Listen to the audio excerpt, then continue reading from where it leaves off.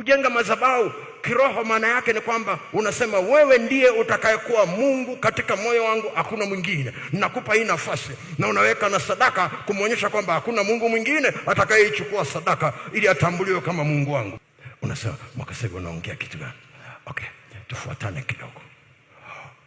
Ni kwa nini Wafilisti walipogombania kisima cha kwanza Mungu hakuwashughulikia, wala Isaka hakuwakataza, akawaachia?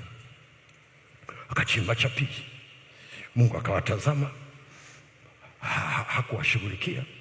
Isaka hakuwashughulikia. Akachimba cha tatu, wakawa wameridhika na maji ya visima viwili.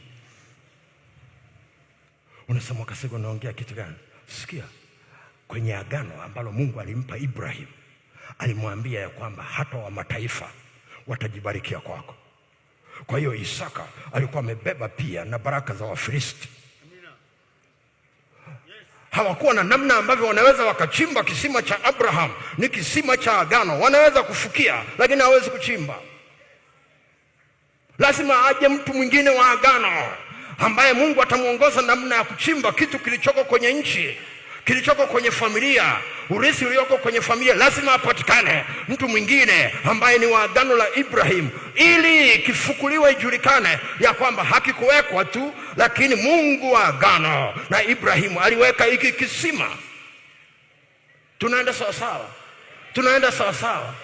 Mimi sijajua kama unafahamu, ukiwa ndani ya agano ya Kristo una baraka za kwako na za jirani yako, una baraka za kwako na za nchi, una baraka za kwako kizazi hiki na kizazi kijacho. Na ndio maana watu wakigombania baraka ulizo nazo, huhitaji kugombana nao, kwa sababu wewe unazo nyingi kuliko hizo.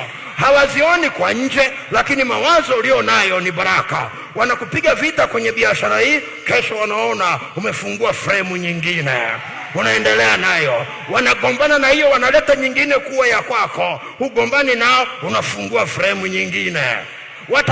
Watakopi, watasema hatuwezi kumweza huyu. Kwa nini? Kwa sababu kila siku anapata wazo jipya. Ukiwa ndani ya Yesu, wazo lake analokupa litafanikiwa katika kila jambo analolituma kufanya. Kwa nini? Kwa sababu yeye atakuwa pamoja na wewe. Bwana Yesu asifiwe. Haleluya, haleluya. Unasema Mwakasege unaongea kitu gani? Isaka alikuwa anataka kwenda Misri, wakati baraka za Misri zilikuwa ndani ya mjukuu wake anaitwa Yusuf. Mimi sijui kama unaelewa kitu ninachosema. Labda nazungumza na wewe kitu kigumu sana. Usicheze na agano, usicheze na sadaka yako unapo